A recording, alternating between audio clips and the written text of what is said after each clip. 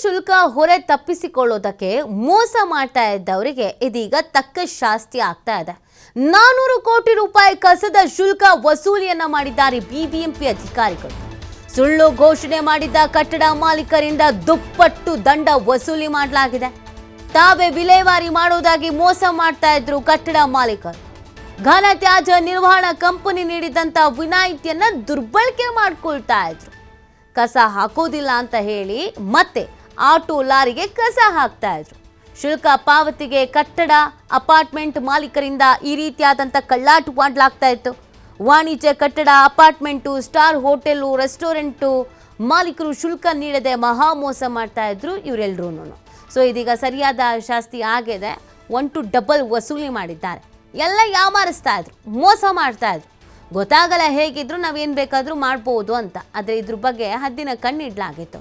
ಇದೀಗ 400 ಕೋಟಿ ರೂಪಾಯಿ ಕಸದ ಶುಲ್ಕವನ್ನು ವಸೂಲಿ ಮಾಡಲಾಗಿದೆ. ಕಟ್ಟಡ ಮಾಲೀಕರಿಂದ ದುಪ್ಪಟ್ಟು ದಂಡವನ್ನು ವಸೂಲಿ ಮಾಡಿರೋದು. ನಾವೇ ವಿಲೇವಾರಿ ಮಾಡ್ತೀವಿ ಅಂತ ಮೊದಲಿಗೆ ಹೇಳ್ತಾ ಇದ್ರು. ಅವರೇ ವಿಲೇವಾರಿ ಮಾಡ್ತಾರೆ ಅಂತ ತ್ಯಾಜ್ಯ ಶುಲ್ಕ ವಿಧಿಸ್ತಾ ಇರಲಿಲ್ಲ. ಆದರೆ ಕೊನೆಗೆ ಇವ್ರು ಏನು ಮಾಡ್ತಾ ಇದ್ರು? ಏನು ವಿಲೇವಾರಿ ಮಾಡ್ತಿರ್ಲಿಲ್ಲ. ಆಟೋಗಳು ಬರ್ತಿದ್ವಲ್ಲ, ಕಸದ ಆಟೋ ಲಾರಿ, ಅದಕ್ಕೆ ಹೋಗಿ ಹಾಕ್ತಾ ಇದ್ರು. ಸೊ ಇದು ಗಮನಕ್ಕೆ ಬರ್ತಾ ಇದ್ದ ಹಾಗೇನೆ ಆಕ್ಷನ್ ತೆಗೆದುಕೊಂಡಿದ್ದಾರೆ. ಯಾಮಾರಿಸ್ತಾ ಇದ್ದವರಿಗೆ ಸರಿಯಾದ ಪಾಠ ಕಲಿಸಿದ್ದಾರೆ. ಮೊದಲಿಗೆನೆ ವಸೂಲಿ ಮಾಡಿ ಮೊದಲಿಗೆನೆ ಈ ಶುಲ್ಕ ಕಟ್ಟಿದ್ದಾಗಿದ್ರೆ ಏನಿರ್ತಿತ್ತು ಅದನ್ನೇ ಕಟ್ಬಹುದಾಗಿತ್ತು. ಆದರೆ ಮೋಸ ಮಾಡಿ ಯಾಮಾರಿಸಿದ್ದಕ್ಕೆ ಇದೀಗ 1 to double ವಸೂಲಿ ಮಾಡಲಾಗಿದೆ.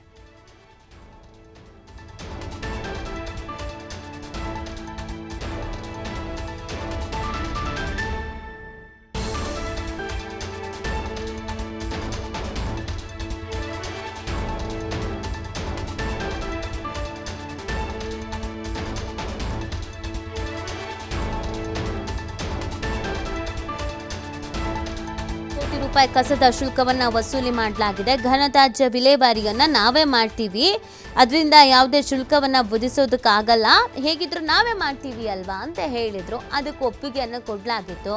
ಆದರೆ ಅದಾದ ನಂತರ ಇವ್ರು ಏನು ಮಾಡ್ತಾ ಇದ್ರು ಅಂದರೆ, ದೊಡ್ಡ ದೊಡ್ಡ ಹೋಟೆಲ್ಗಳು, ಅಪಾರ್ಟ್ಮೆಂಟ್ಗಳು, ದೊಡ್ಡ ದೊಡ್ಡ ಮಾಲ್ಸ್ಗಳು ಇಲ್ಲೆಲ್ಲ ಏನು ಮಾಡ್ತಿದ್ರು ಅಂತ ಅಂದರೆ, ನಾವೇ ವಿಲೇವಾರಿ ಮಾಡ್ತೀವಿ ಅಂತ ಹೇಳಿದ್ರು.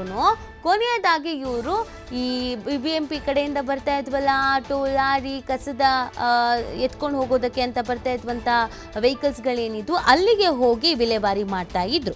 ಈ ಬಗ್ಗೆ ಮತ್ತಷ್ಟು ಮಾಹಿತಿಯನ್ನು ನೀಡ್ತಾರೆ ನಮ್ಮ ಪ್ರತಿನಿಧಿ ಗಣೇಶ್. ಇದೀಗ ಬಿಬಿಎಂಪಿ ಅಧಿಕಾರಿಗಳು ತಕ್ಕ ಶಾಸ್ತಿಯನ್ನು ಮಾಡಿದ್ದಾರೆ. ಯಾರೆಲ್ಲ ಈ ಶುಲ್ಕ ಪಾವತಿಗೆ ಅಂತ ಏನೇನು ಅಡ್ದಾರಿ ಹಿಡಿದಿದ್ರು, ಹೇಗೆ ತಗ್ಲಾಕೊಂಡ್ರು ಇವ್ರುಗಳೆಲ್ಲ? ನೀತಿ ಮುಖ್ಯವಾಗಿ ವಾಣಿಜ್ಯ ಆಧಾರಿತ ಹಾಗೇನೆ ಅಪಾರ್ಟ್ಮೆಂಟ್ಗಳು ಹಾಗೇನೆ 50,000 ಚದರಡಿ ವಿಸ್ತೀರ್ಣಕ್ಕಿಂತ ಜಾಸ್ತಿ ಇದ್ದಂತಹ ಕಟ್ಟಡ ಮಾಲೀಕರು ಈಗ ಕಳ್ಳಾಟವನ್ನ ಮಾಡ್ತಾ ಇರುವಂತದ್ದು. ಮುಖ್ಯವಾಗಿ ಬಿಬಿಎಂಪಿ 2025-26ನೇ ಸಾಲಿನ ಬಜೆಟ್ ನಲ್ಲಿ ಅಂತಂದ್ರೆ ಘೋಷಣೆ ಮಾಡಿತ್ತು. ನಾವು ಘನತ್ಯಾಜ್ಯಕ್ಕೂ ಕೂಡ ವಿಲೇವಾರಿಗೆ ಸೆಸ್ ಅನ್ನ ಹಾಕ್ತಿವಿ 2% ಅನ್ನುವಂಥದ್ದು. ಆ ಹಿನ್ನೆಲೆಯಲ್ಲಿ ಏಪ್ರಿಲ್ ಇಂದ ಅದು ಕೂಡ ಜಾರಿ ಬಂದಿತ್ತು. ಮನೆಯಿಂದ ಕೊಡುವಂತಹ ಕಸವನ್ನ ಬಿಬಿಎಂಪಿ ಕಸಕ್ಕೆ ವಿಲೇವಾರಿಗೆ ಹೆಚ್ಚುವರಿ ಹಣವನ್ನ ವಸೂಲಿ ಮಾಡ್ತಾ ಇತ್ತು.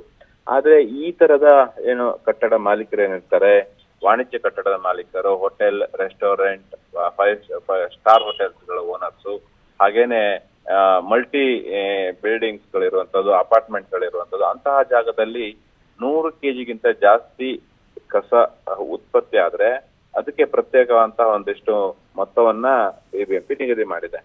ಆದ್ರೆ ಅದನ್ನ ಹೆಚ್ಚುವರಿ ಹಣವನ್ನು ಕೊಡಬೇಕು, ಲಕ್ಷ ಅಥವಾ ಹಣವನ್ನ ಇದಕ್ಕೆ ಬೇಯಿಸ್ಬೇಕು ಅಂತ ಹೇಳಿ ಈ ತರದ ಕಟ್ಟಡದ ಮಾಲೀಕರು ಅಥವಾ ಓನರ್ಸ್ ಏನಿರ್ತಾರೆ ಅವರು ನಾವೇ ಮಾಡ್ಕೊಂತೀವಿ, ನಾವೇನ್ ಸೆಸ್ ಕೊಡಲ್ಲ, ನಾವೇ ವಿಲೇವಾರಿ ಮಾಡ್ಕೊಂತೀವಿ, ಇದು ನಮ್ಗೆ ಅವಕಾಶ ಕೊಡಿ ಅಂತ ಹೇಳಿ ಬಿಬಿಎಂಪಿಗೆ ಮನವಿಯನ್ನು ಕೂಡ ಮಾಡ್ತಾರೆ. ಆ ಹಿನ್ನೆಲೆಯಲ್ಲಿ ಅವರಿಗೆ ಸೆಸ್ ಹಾಕದೆ ಅವರಿಗೆ ವಿನಾಯಿತಿಯನ್ನ ನೀಡಿದ ಸಂದರ್ಭದಲ್ಲಿ ಅವರು ಮತ್ತೆ ಅದೇ ಕಸವನ್ನ ಅಲ್ಲಿ ಸ್ಥಳೀಯಗೆ ಬರುವಂತಹ ಆಟೋಗಳಿಗೆ, ಲಾರಿಗಳಿಗೆ ಹಾಕುವಂತ ಪ್ರಕ್ರಿಯೆಗಳಾಗ್ತಾ ಇದೆ. ಇದು ಎಲ್ಲೊಂದು ರೀತಿಯಲ್ಲಿ ಪಾಲಿಕೆಯ ಅಧಿಕಾರಿಗಳು, ಅದರಲ್ಲೂ ಕೂಡ ಘನತ್ಯಾಜ್ಯ ನಿರ್ವಹಣಾ ಕಂಪನಿಯ ಆಡಳಿತ ವರ್ಗಕ್ಕೆ ತಲೆನೋವಾಯ್ತು. ಯಾಕೆ ಈಗ ಈ ತರದ ಒಂದಿಷ್ಟು ನಾವು ರಿಯಾಯಿತಿ ಕೊಟ್ಟಿದ್ರು ಕೂಡ ನಮಗೆ ಬರ್ತಾ ಇರುವಂತಹ ರೆಗ್ಯುಲರ್ ಕಸಕ್ಕಿಂತ ಎಕ್ಸೆಸ್ ತ್ಯಾಜ್ಯಗಳು ಉತ್ಪತ್ತಿ ಆಗ್ತಿದ್ದಿಲ್ಲ. ಅದು ಹೇಗೆ ಅನ್ನುವಂಥದ್ದೊಂದು ತಲೆನೋವು ಶುರು ಆಗ್ತಿದ್ದ ಹಿನ್ನೆಲೆಯಲ್ಲಿ ಆಗ ಅವರು ಪ್ರತಿ ವಾರ್ಡ್ಗಳಲ್ಲೂ ಪ್ರತಿ ವಲಯಗಳಲ್ಲೂ ಕೂಡ ಪ್ರತ್ಯೇಕವಂತಹ ಒಂದಿಷ್ಟು ಸ್ಪೆಷಲ್ ರೇಡ್ ಅಂತ ಮಾಡಿ ನೋಡಿದಾಗ ಇವರು